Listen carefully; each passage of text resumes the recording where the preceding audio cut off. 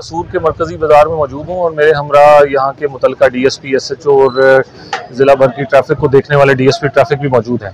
आज हमने सिक्योरिटी के एक्स्ट्राऑर्डिनरी अरेंजमेंट्स किए हुए हैं।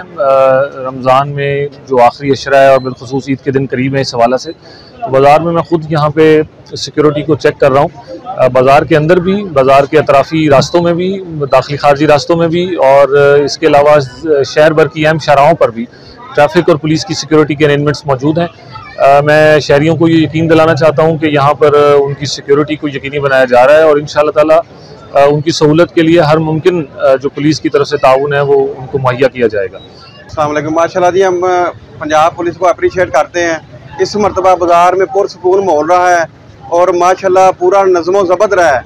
हर मोड़ पे, हर चौक में पुलिस वाले तैनात हैं।